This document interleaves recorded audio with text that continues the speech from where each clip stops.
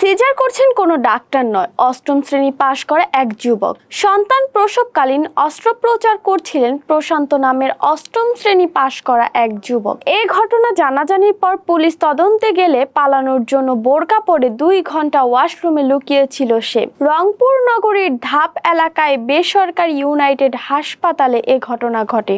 বুধবার বেলা 11টার দিকে জেলা প্রশাসন ও সিভিল সার্জন কার্যালয়ের অভিযানে হাসপাতালের ভয়ঙ্কর এ প্রতারণা ধরা পড়ে। জানা গেছে 5 বছর ধরে লাইসেন্স নবায়ন করেনি এই হাসপাতাল। দীর্ঘদিন ধরে ওই হসপিটালে চিকিৎসা করে আসছেন অষ্টম শ্রেণী পাশ করা যুবক। এমন অভিযোগের ভিত্তিতে ওই হসপিটালে অভিযান চালান ভ্রাম্যমাণ আদালত। জেলা প্রশাসনের নির্বাহী ম্যাজিস্ট্রেট জাহান মিশু তাকে 3 মাসের কারাদণ্ড দেন। এই ঘটনায় হাসপাতালের মালিক শামসুদ্দিন ব্রিজকে 50,000 টাকা জরিমানা ও অনাদায়ে আরো 3 দিনের জেল দেন ভ্রাম্যমাণ আদালতের বিচারক। তাৎক্ষণিক হাসপাতাল মালিক জরিমানার টাকা পরিশোধ করে জেলের হাত থেকে রক্ষা পান। রংপুর জেলা civil surgeon doctor Shahin Sultana জানান, অভিযানে ওই বেসরকারি হাসপাতালের ওটিটিতে গিয়ে এক প্রসূতি নারীকে পাওয়া যায়।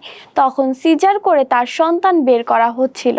সেলাই দিচ্ছিলেন এক যুবক। তিনি প্রথমে নিজেকে চিকিৎসক দাবি করেন, পরে তদন্তকারীরা তাকে একটু জেরা করলেই সে বলেন, আমি চিকিৎসক নই, 8 পাস করেছি মাত্র।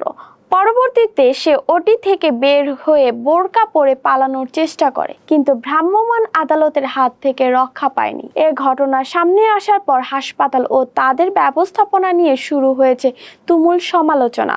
সুপ্রিয় দর্শক, এ বিষয়ে আপনার কি মতামত অবশ্যই কমেন্টে জানাবেন।